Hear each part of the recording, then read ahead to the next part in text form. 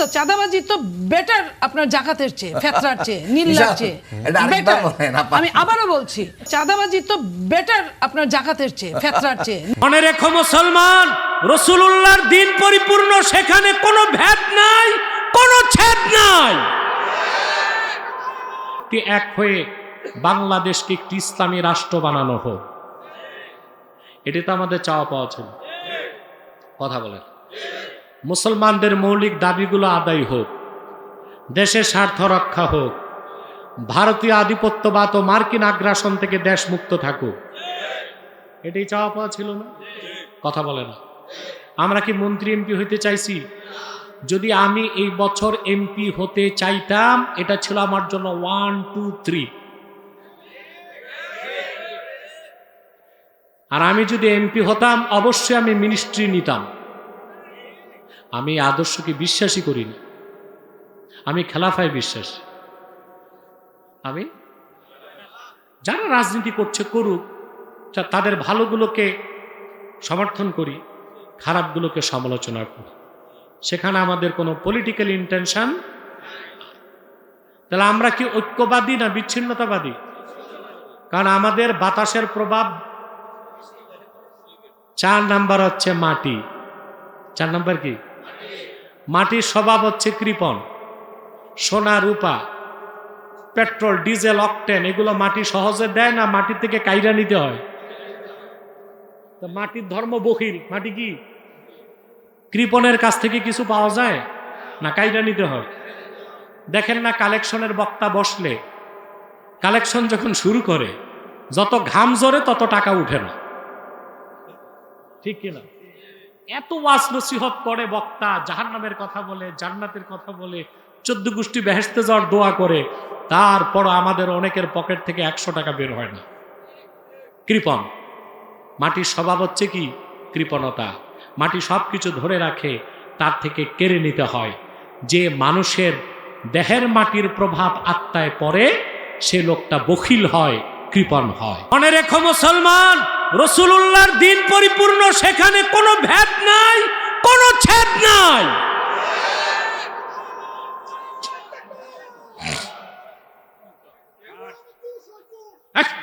তোর টাকায় জোশ, 500 টাকা পাইয়া লাফাই দু। এরপর কিন্তু আচ্ছা মতো তোমাকে পানিশমেন্ট দিব, কোনো কথা বলবা না, চুপচাপ শুনবা, চুপচাপ শুনবা, চুপচাপ শুনবা। চুপ থাকলে আরো টাকা পাবা, চুপ থাকতে হবে, ঠিক আছে? আমি বলে দিব, চুপ থাকলে আরো পাইবা, একদম চুপ, ঠিক আছে? এ হচ্ছে আব্দুদ দারাহিম, পয়সার জন্য আয়সা স্লোগান দিতেছে, তারও পাইবা তুমি চুপ থাকলে, স্লোগান দিলে না। সম্মানিত শুধু কথা শুনতেছেন? সুফিবাদীরা বুখারী শরীফের একটা হাদিসের অপব্যাখ্যা করে। রাসূলুল্লাহ সাল্লাল্লাহু আলাইহি ওয়াসাল্লামের সাহাবী আবু হুরায়রা রাদিয়াল্লাহু তাআলা আনহু বলেছেন, হাফিজতু মির রাসূলিল্লাহি সাল্লাল্লাহু আলাইহি ওয়াসাল্লাম উইআইন আই যরফাইন। আমি রাসূলুল্লাহ সাল্লাল্লাহু আলাইহি ওয়াসাল্লামের কাছ থেকে 2 ধরনের ইলম শিখেছি, 2 পাত্র ইলম অর্জন করছি। আম্মা আহাদুহুমা ফাবাসাস্তু আই নাসারতু, এক প্রকার ইলম প্রচার করছি। ওয়া আম্মাল আখার লাউ বাসাস্তুহু লাকুতিয়া হাযাল বুলউম, আরেক প্রকার ইলম আছে গোপন রাখছি, সেটা বলতে গেলে আমার খাদ্যনালী কেটে দেওয়া হবে। এখন যারা সুফিবাদী ভেদ মারেফতের কথা কয়, কি কয়?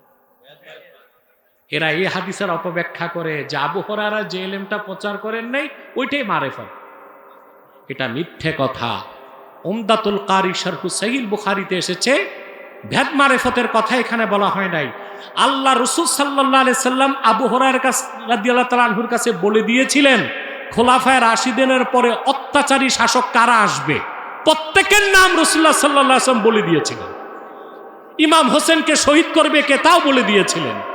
এই নামগুলো তিনি গোপন রেখেছিলেন।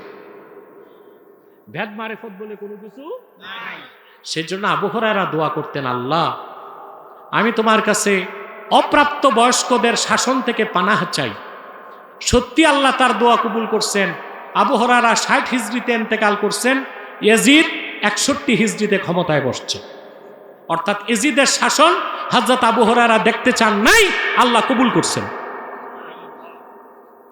তাহলে আমরা তাসাউফকে বিশ্বাস করি কিনা? তা হতে হবে কোরআন সুন্নাহ মোতাবেক। তাসাউফের দৃষ্টিকোণ থেকে মানুষের দেহ আল্লাহ তৈরি করছেন 4টা মৌলিক জিনিস দিয়ে। এর নাম আনাসেরে আরবা। আনাসেরে, জোরে বলেন, আনাসেরে 4টা মৌলিক জিনিস। 4টা: আগুন, পানি, মাটি, বাতাস। আমাদের দেহে আগুন আছে, পানি আছে, মাটি আছে, বাতাস আছে। মুতাসাউফিফুনগণ বলেন আগুনের প্রভাব হচ্ছে অহংকার। আগুনের প্রভাব কি? যেমন ইবলিসকে তৈরি করা হয়েছে আগুন থেকে, সে এলেম অর্জন করছে, তার সিনায় এলেম ঢুকছে অহংকারের সাথে। আদমকে তৈরি করা হয়েছে মাটি দিয়ে, আলমের অন্তরে এলেম ঢুকছে বিনয়ের সাথে। এজন্য ইবলিস ভুল করার পর ক্ষমা চায় নাই, আদম ভুল করার পর ক্ষমা। এই জন্য ভুল করার পর যারা ক্ষমা চায় তারা আদমের উত্তরসূরি, ভুল করার পর যারা সিনা টান করে ক্ষমা চায় না তারা শয়তান ইবলিসের উত্তরসূরি। আছে না? আমাদের দেশে কিছু বক্তা কিরকম গাঁজাখুরি কথা বলে দেখছেন না? আগে ওয়াজ শুনতে যেত মানুষ, ইমান বাড়াইতো। এখন ওয়াজ শুনতে গেলে ইমান নষ্ট হয়ে যায়। ঠিক না? আমরা ভুল ধরলে বলে ওনারা শুধু বিভেদ সৃষ্টি করে। আরে ভাই, শিরক কুফরের ক্ষেত্রে আমাদের অবস্থান জিরো টলারেন্স, কোনো ছাড় নাই। যে কুফর করছে তাকে কাফের বলবই। তওবার পথ খোলা আছে, তওবা করে পরিশুদ্ধ হয়ে যাও। তওবা তো আল্লাহর কাছে। তো ইবলিসের মধ্যে আগুন ছিল, অহংকার ছিল। কি ছিল? আদমের মধ্যে মাটি ছিল, বিনয় ছিল। আল্লাহ তাআলা ফেরেশতাদেরকে বললেন উসজুদু লি আদামা ফাসাজাদু ইল্লা ইবলিস, আদমকে সাজদা করো। সবাই সাজদা করলো, শুধু করলো না কে? আল্লাহ জিজ্ঞেস করেছেন কেন সাজদা করো নাই? সে অহংকার করে বলেছে আনা খায়রুম মিনহু খালাকতানি মিন নারিন ওয়া খালাকতাহু মিন তিন। আল্লাহ, আমি তো আদমের চেয়ে শ্রেষ্ঠ। আমাকে আগুন দিয়ে বানাইছো, তাকে মাটি দিয়ে বানাইছো।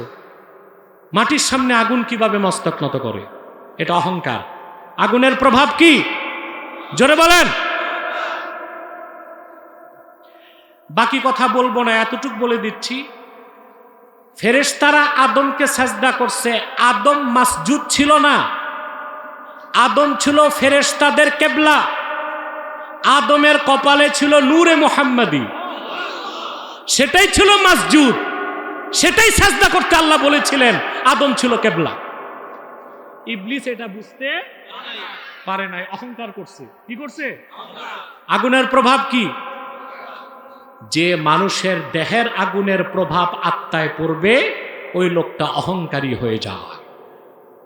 2 নাম্বার হচ্ছে পানি। 2 নাম্বার কি? পানির প্রভাব হচ্ছে এটা নিচে দৌড়ায়। এটা জোরে বলেন। যে মানুষের দেহের পানির প্রভাব আত্মায় পড়বে ওই লোকটার দৃষ্টি হয় নিম্নমুখী। কি হয়? সে আল্লাহর সৃষ্টির কাছে হাত পাতে ভিক্ষা চায়। আর যার অন্তরে দেহের পানির প্রভাব পড়বে না, আল্লাহওয়ালা, তার দৃষ্টি হয় ঊর্ধ্বমুখী। কার কাছে চায়? জোরে বলেন, জোরে বলেন। আর যার পানির প্রভাব আত্মায় পড়ে তার দৃষ্টি হয় নিম্নমুখী। সে সব চায় মানুষের কাছে, সব চায়।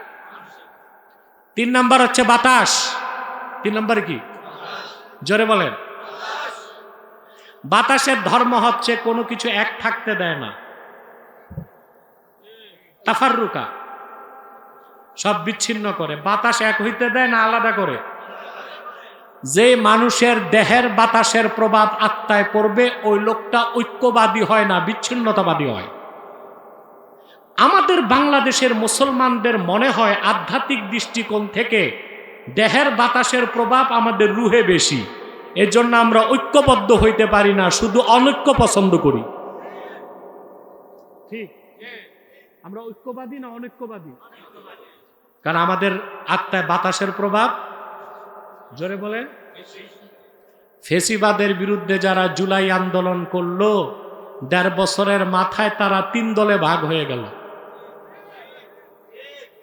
যদি এক দল থাকতে পারত তো বাংলাদেশ তার কাঙ্ক্ষিত লক্ষ্যে পৌঁছে যেত। বুঝতো কি না? কথা বলেন। আমি তো এটাই চাইছিলাম। আমাদের অনেক ইসলামপন্থী ভাই বুঝে না, আমার বক্তব্য বুঝে না, বলে উনি একটা দলের পক্ষ নিয়েছে। আমি একটা দলের পক্ষ নেই নাই, দলের ফায়সালা কি আসমানে হয়েছে সেটাই শুধু বলেছি, কোন দলকে ভোট দিতে বলিনি। কোন দলের ব্যাপারে কি ফায়সালা হয়েছে আসমানে, এই সিদ্ধান্তটা দিয়েছি। মোটেও তা রাজনৈতিক না, সম্পূর্ণ আধ্যাত্মিক একটি বিষয়। তা আমি চেয়েছিলাম ফেসিবাদ বিরোধী সমস্ত শক্তি এক হয়ে বাংলাদেশকে একটি ইসলামী রাষ্ট্র বানানো হোক। এটি তো আমাদের চাওয়া পাওয়া ছিল। কথা বলেন। মুসলমানদের মৌলিক দাবিগুলো আদায় হোক, দেশের স্বার্থ রক্ষা হোক, ভারতীয় আধিপত্যবাদ ও মার্কিন আগ্রাসন থেকে দেশ মুক্ত থাকুক, এটাই চাওয়া পাওয়া ছিল না? কথা বলে না। আমরা কি মন্ত্রী এমপি হইতে চাইছি? যদি আমি এই বছর এমপি হতে চাইতাম, এটা ছিল আমার জন্য 1, 2, 3। আর আমি যদি এমপি হতাম অবশ্যই আমি মিনিস্ট্রি নিতাম। আমি আদর্শকে বিশ্বাসী করি না, আমি খেলাফায় বিশ্বাসী। আমি যারা রাজনীতি করছে করুক, তাদের ভালোগুলোকে সমর্থন করি, খারাপগুলোকে সমালোচনা করি, সেখানে আমাদের কোনো পলিটিক্যাল ইন্টেনশন। তাহলে আমরা কি ঐক্যবাদী না বিচ্ছিন্নতাবাদী? কারণ আমাদের বাতাসের প্রভাব 4 নাম্বার হচ্ছে মাটি।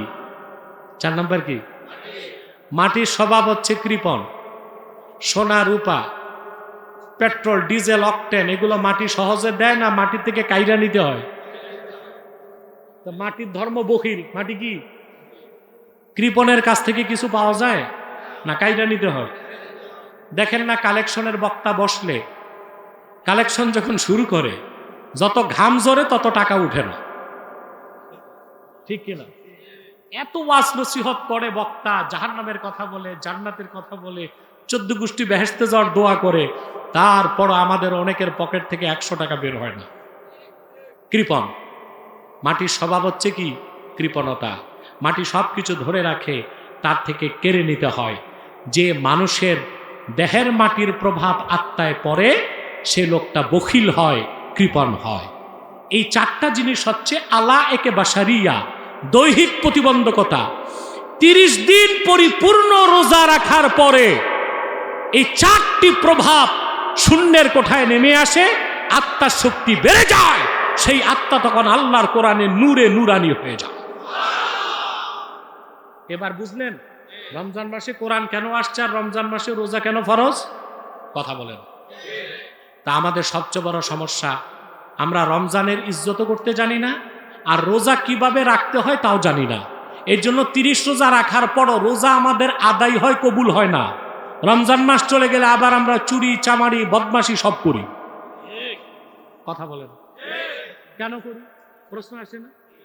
আপনারা প্রসিদ্ধ হাদিস শুনেছেন, আল্লাহর হাবিব ইরশাদ করেছেন, ইযা দাখালা রমাদান ওয়া ফি রিওয়ায়াতিন ইযা জাআ রমাদান ফুতিহাত আবওয়াবুল জান্নাত ওয়া গুল্লিকাত আবওয়াবু জাহান্নাম ওয়া ফি রিওয়ায়াতিন গুল্লিকাত আবওয়াবুন নার ওয়া সুলসিলাতিশ শায়াতিন। আল্লাহর হাবিব সাল্লাল্লাহু আলাইহি ওয়াসাল্লাম ইরশাদ করেছেন, রমজান মাস যখন চলে আসে জান্নাতের দরজাগুলো খুলে দেওয়া হয়, জাহান্নামের দরজাগুলো বন্ধ করে দেওয়া হয়, শয়তানগুলোকে সেকল বন্দি করে দেওয়া হয়। সুবহানাল্লাহ কইবেন না? শয়তান এখন বন্দি কিনা? তে রমজান মাসে এত ধর্ষণ হচ্ছে,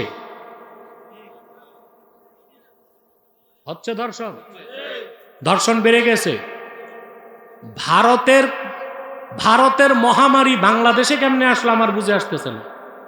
আগে আমরা ইন্ডিয়াতে শুনতাম পথে ঘাটে খেত খামারে ধর্ষণ হয়, বাংলাদেশে দেখতেছি রমজান মাসে 6 বছরের বাচ্চা 7 বছরের বাচ্চা শিশু বাচ্চাদেরকে ধর্ষণ করে হত্যা করা হচ্ছে, চুরি চামারি চলতেছে রোজায়, কথা বলে না। আপনারা মাঠে বসে আছেন, ঢাকা ক্লাবে অনেকে এখন মদের বোতল নিয়ে শুয়ে আছে কিনা? তো শয়তান তো বন্দী, এদের কাছে কোন